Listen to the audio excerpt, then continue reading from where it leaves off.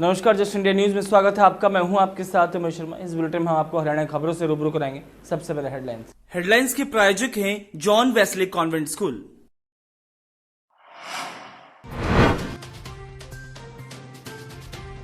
साढ़े 18,000 के पार पहुंचा संक्रमितों का आंकड़ा। कोरोना ने ली 590 लोगों की जान। हरियाणा में संक्रमित लोगों की संख्या 255 तक पहुंची। अंबाला से कोरोना को लेकर चौंकाने वाला मामला है सामने। महज 24 घंटे के अंदर ठीक हुए 4 पॉजिटिव केस। स्वास्थ्य मंत्री अनिल विज ने मामले की जांच के दिया आदेश।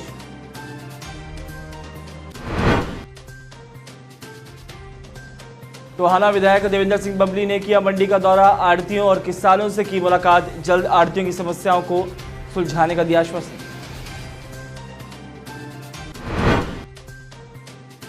और कोरोना संकट में पूरी मुस्तैदी से तैनात है महिला कांस्टेबल सुमन। खाकी का हक पूरी निष्ठा के साथ अदा कर रही हैं सुमन। ऐसे पुलिसकर्मियों के जज्बे से ही हारेगा कोरोना। खबरों के प्रायोजक हैं Oscar super speciality hospital and trauma centre. तमाम कोशिशों के बावजूद देश में कोरोना वायरस का प्रकोप कम होने का नाम नहीं ले रहा है। स्वास्थ्य मंत्रालय द्वारा जारी आंकड़ों के मुताबिक भारत में इस वायरस से संक्रमित लोगों की संख्या 18,500 के पार हो चुकी है। 24 घंटे में अब तक सबसे ज़्यादा 705 लोगों का उपचार हो चुका है।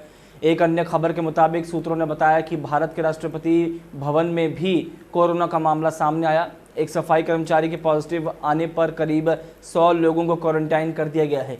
इसमें कर्मचारी से लेकर सेक्रेटरी स्तर तक के कर्मचारी और उनके परिवार शामिल हैं। ये मामला 4 दिन पहले का बताया जा रहा है और उस सफाई कर्मचारी के अलावा फिलहाल सभी की रिपोर्ट नेगेटिव आई है। वहीं हरियाणा में कोरोना के नए मामले सामने आने के बाद संक्रमित लोगों की संख्या 255 तक पहुंच गई है।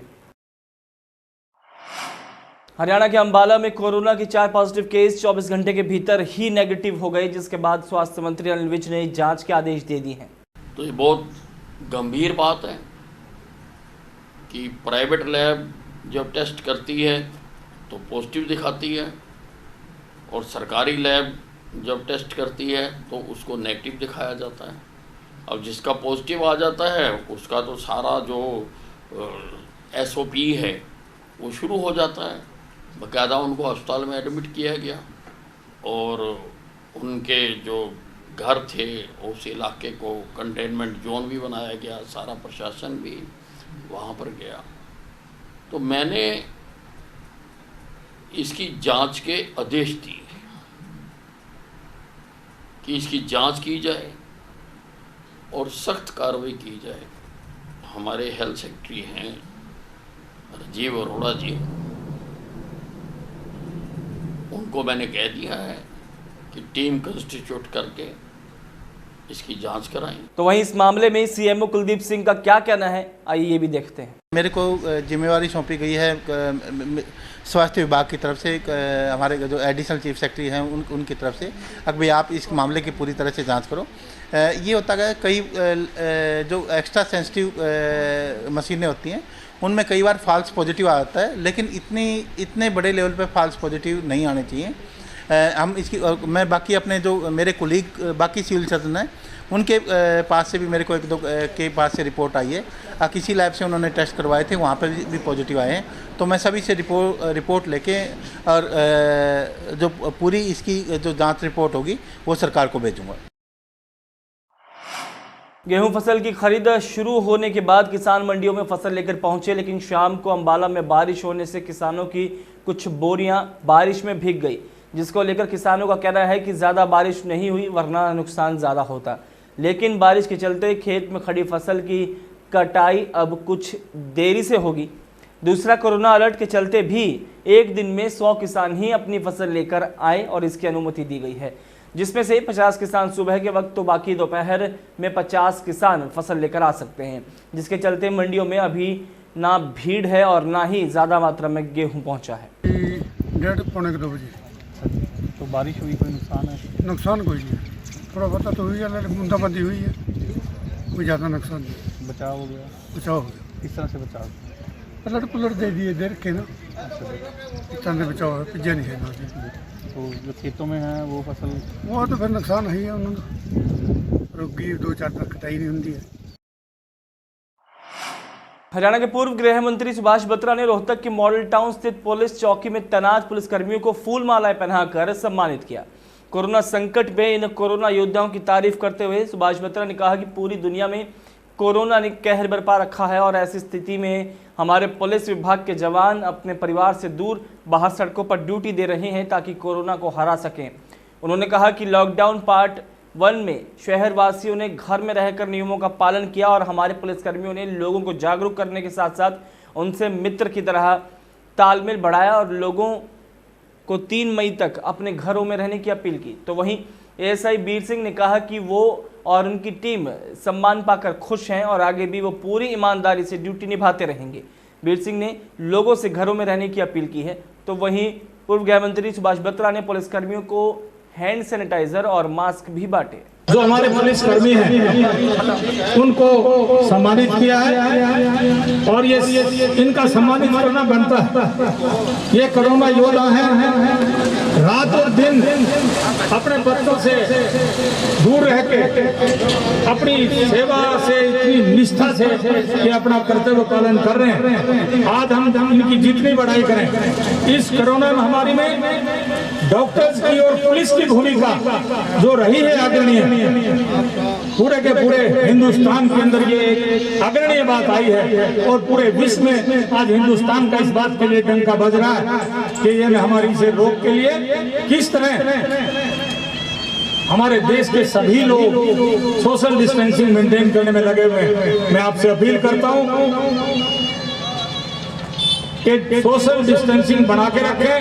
अभिवादन करता हूँ और इस सम्मान के लिए अपनी और अपनी पूरी टीम की तरफ से धन्यवाद करता हूँ तथा मीडिया के माध्यम से मैं आम जनता से जो कि हमारे सभी भाई बंधु हैं उनसे अपील करना चाहता हूँ कि जब तक लॉकडाउन है वो सभी अपने घरों में रहे, सोशल डिस्टेंसिंग का पालन करें। सरकार की तरफ से जो भी हिदायतें समाचार पत्रों के माध्यम से, टीवी के माध्यम से आपके पास आती हैं, उनका पालन करता रहे ताकि इस बीमारी से हम जितना जल्दी हो सके बाहर आ सकें।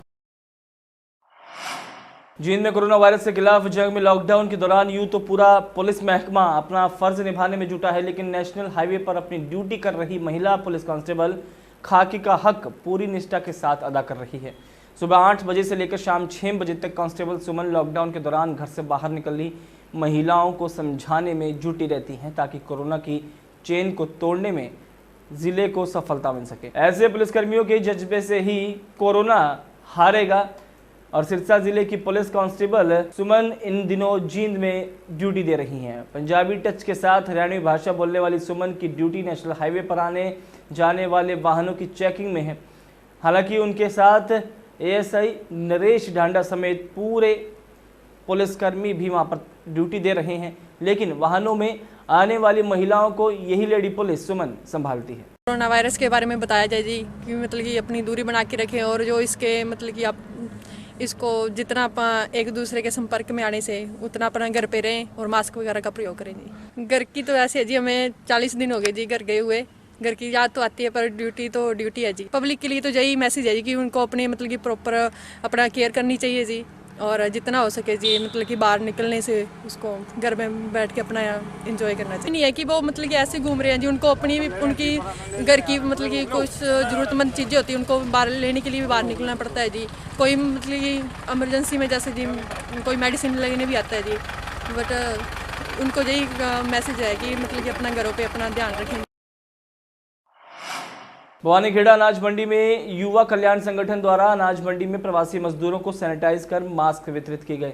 युवा कल्याण संगठन द्वारा इस मौके पर कोरोना की महामारी से बचाव को लेकर मजदूरों और आढ़तियों से सावधानियां बरतने के प्रति भी जागरूक किया गया और उन्हें सोशल डिस्टेंस के नियमों का पालन करने की भी अपील की गई। युवा कल्याण संगठन ने इस मौके पर अनाज मंडी की स्थिति का जायजा लिया तो वहीं आढ़तियों का हाल भी जाना। जुई का कैरू का मंडी का दौरा कराया, किसान भाइयों से, मजदूर जो प्रवासी मजदूर हमारे उन भाइयों से, उनको क्या नाम मास्क भी दे रहे हैं, सैनिटाइजर भी कर रहे हैं, सोशल डिस्टेंसिंग के बारे में बता रहे हैं।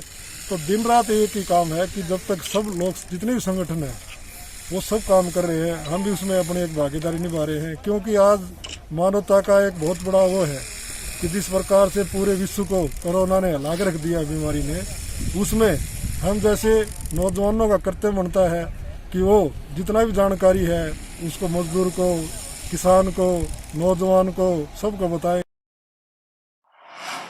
सोमवार को गेहूं खरीद के पहले दिन अनाज मंडी के आड़तियों ने अपनी मांगों को लेकर गेहूं खरीद का बहिष्कार करते हुए गेहूं खरीद नहीं की, जिसके चलते विधायक देवेंद्र सिंह बबली ने अनाज मंडी का दौरा किया और आड़तियों से बातचीत की। इस दौरान विधायक ने आड़तियों की समस्याओं को सरकार तक पहुंचाकर स्थायी हल करवाने की बात कही है। इस दौरान विधायक के साथ SDM Naveen Kumar, market committee chairman Rinku Maan, market committee सचिव पूनम सहित अनेक अधिकारी मौजूद रहे। अनाज मंडी में गेहूं खरीद न होने की समस्या को लेकर बीजेपी प्रदेश अध्यक्ष सुभाष बराला ने कहा कि समस्या का शीघ्र ही हल कर दिया जाएगा। अपने दो व्यापारी भाई हैं, आड़ती की दुकान है, उनसे रिक्वेस्ट की हमने, तो इनके सवाल के इशूज़ थे। अभी प्रशासन के सभी अधिकारी आए थे और मैं भी यहाँ पहुँचा हूँ, क्योंकि मेरे पास भी हमारी मंडी के जो व्यापारी भाई हैं उनके फ़ोन 2-3 से कंटिन्यू जाने लगे हुए थे। तो ये कोशिश है कि इनकी एक समस्या है, पोर्टल के तहत जो गेहूँ खरीदी जाए, व्यापारी कहते हैं कि जैसे पहले रूटीन में गेहूँ खरीदी जाती थी वैसे ही इसकी परचेजिंग हो। जो किसान की गेहूँ को लेकर बात की सरकार ने, और मोस्टली सारी बातें। टोहाना में आड़ती हड़ताल के चलते किसान की फसल की खरीद का संकट पैदा हो गया है। ऐसे में किसानों के लिए अपनी फसल को लेकर समस्याएं पैदा हो गई हैं। गांव कन्हड़ी में भारतीय किसान यूनियन के प्रदेश अध्यक्ष जोगिंदर नैन की अध्यक्षता में किए गए प्रदर्शन में किसानों ने जमकर सरकार के विरुद्ध नारेबाजी की। इस मौके पर उपस्थित किसानों और नेताओं का कहना था कि सरकार अपने लिए सभी वायदों से पीछे हट गई है और फसल की खरीद नहीं हो पा रही है। उन्होंने खट्टर सरकार मुर्दाबाद और मोदी सरकार मुर्दाबाद के नारे भी लगाए। मौके पर प्रदर्शन की सूचना मिलने पर पुलिस प्रशासन भी पहुंचा, तो ऐसे में किसान नेता महाराज सिंह कन्हड़ी ने कहा कि वो अपनी समस्या को सरकार तक पहुंचाने के लिए इकट्ठे हुए हैं। ये सरकार को चेतावनी है, अगर सरकार ने मांगे नहीं मानी तो आने वाले समय में आसपास के गांवों की बैठक कर आंदोलन तेज करेंगे। ये प्रदर्शन इसलिए किया जा रहा है कि जो हरियाणा सरकार है ये किसान विरोधी सरकार है। किसानों की समस्याओं को लेकर के इन्होंने जो भी वादे किए थे वो एक भी वादा पूरा नहीं किया। आज किसानों के फसल घर पर आई हुई है, ऊपर से मौसम बेकार हुआ है, बारिश का समय। कल हमारे गांव में भी बारिश हुई थी, सभी किसानों की फसल खेतों में बिकी हुई है। आज तक सरकार ने कहा था 15 तारीख को सरसों की खरीद शुरू कर देंगे, आज तक 10% भी सरसों की खरीद हरियाणा में नहीं हुई है। और 20 तारीख से सरकार ने कहा था किसान का दाना दाना खरीदा जाएगा। मेरे नरवाना तहसील में, टोहाना में, किलायत में, रतिया में, हर जगह कहीं भी किसी भी मंडी में एक भी दाना किसान का कल किसी मंडी में नहीं खरीदा गया है। सोमवार देर शाम हुई बरसात गेहूं उत्पादक किसानों पर आफत बनकर बरसी। बरसात से जहां गेहूं की कटाई का काम प्रभावित हुआ है, तो वहीं खेतों में कटी फसल के भी खराब होने की आशंका ने किसानों की चिंताएं बढ़ा दी है। एक प्रभावित किसान राजकुमार ने बताया कि बरसात से जहां गेहूं की फसल कटाई का काम प्रभावित होगा, तो वहीं इसकी गुणवत्ता पर भी असर पड़ेगा। लॉकडाउन की वजह से जहां गेहूं की फसल की कटाई का काम पहले ही लेट हुआ है, तो वहीं इस वक्त बरसात के कारण किसानों पर ये दोहरी मार पड़ेगी और ऐसे में बरसात से कटी फसल के भीग जाने के कारण इसे अब 2 से 3 दिन का समय सुखाने के लिए किसानों को अतिरिक्त लेबर भी करनी पड़ेगी। वह नुकसान तो क्या जी, कुछ तो फसल का पहले लेट है, पहले कुड़ी पड़ी फसल, अच्छा उसके बाद फिर ये बरसात पड़ गई है, इसमें तो जामने का भी खतरा है इसका जी। वह नुकसान ही है जी, और क्या भी नुकसान तो हो ही रहा है भी लेट के हिसाब से। कटाई का जैसे काम है वो रुक गया? वो रुक गया जी, हाँ तो रुक गया। कितने दिन तक नहीं चलेगा? बस ये चलेगा कम से कम भी 2-3 दिन तो चलने का नहीं जी। और जो कटी फसल पड़ी है उसका क्या नुकसान है? हाँ उसका नुकसान यही है, जामने का खतरा है जी। जहाँ ज़्यादा पानी भर गया खेतों में खड़े, वहाँ तो कुछ भी नहीं कर सकते जी। तो इसकी क्वालिटी भी फर्क पड़ेगा इससे? हाँ क्वालिटी का फर्क पड़ेगा जी। पिछले काफ़ी दिनों से किसानों को इंतजार था कि 20 अप्रैल को गेहूं की खरीद शुरू हो जाएगी और वो अपनी फसल को बेचकर अपने परिवार का पालन पोषण करेंगे, लेकिन पहले ही दिन अनाज मंडी में आड़तियों की हड़ताल की वजह से गेहूं की फसल की खरीदारी नहीं हो पाई। हालांकि सरकार ने अपनी तरफ से खरीदारी की पुख्ता प्रबंध किए हुए थे। सरकार ने गेहूं की फसल की खरीदारी करने के लिए अपनी तैयारी शुरू कर दी थी ताकि किसानों को फसल बेचने में कोई परेशानी ना हो। इसके लिए सरकार की तरफ से नारनौल अनाज मंडी में HAFED, FCI, food and supply, Haryana warehouse की एजेंसियों को खरीदारी के लिए आदेश नियुक्त कर दिए थे। लेकिन अपनी मांगों को लेकर आड़तियों ने हड़ताल जारी रखी। आड़ती ने पुराने हिसाब से मतलब जो खरीदना चाहो आड़ती मतलब वो ऐसे काम नहीं दे रही। मतलब आड़ती चाहते जो पुराने हिसाब से मतलब कणक खरीदी जाए उसके लिए आड़ती तैयार हैं। सरकार मतलब कभी भी अपना पूरा आश्वासन देगी नहीं तो इसके मैं आड़ती तैयार कर सकूँगी। क्या कंडीशनें लगाई हैं इस बार नई कंडीशन तो एक तो मतलब इसमें जमींदार भी राजी नहीं है। जो मेरा फसल मेरा ब्यौरा इसमें आध 50% मतलब जमींदारा ने भी नहीं करवा रखा रजिस्ट्रेशन, तो जमींदार भी इसमें तंग है और आड़ती भी तंग है।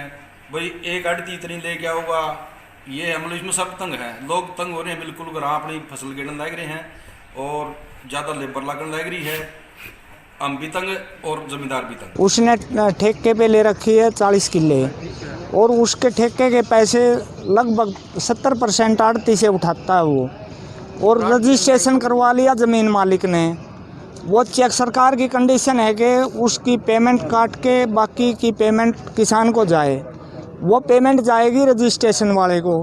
पता नहीं जिस किसान ने वो खेती बो रखी है उसके उसको वो पैसा मिलेगा या ना मिलेगा।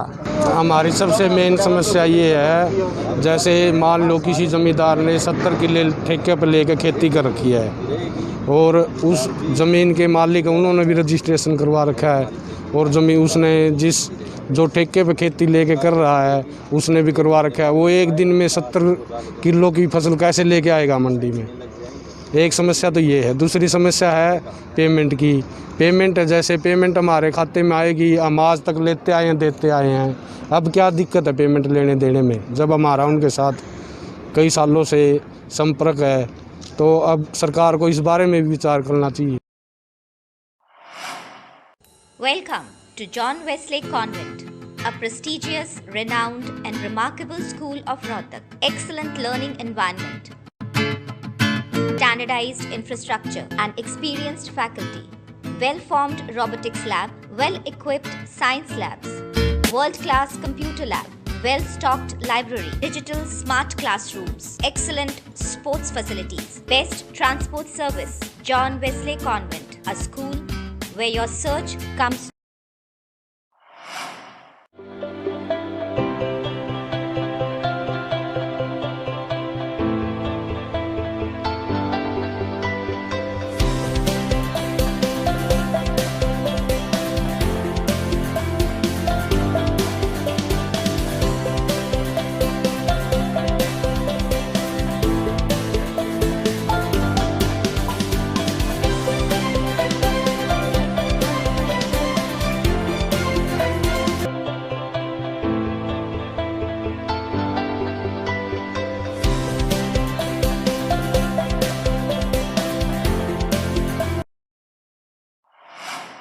इस बुलेटिन में फिलहाल इतना ही। दीजिए इजाज़त। नमस्कार।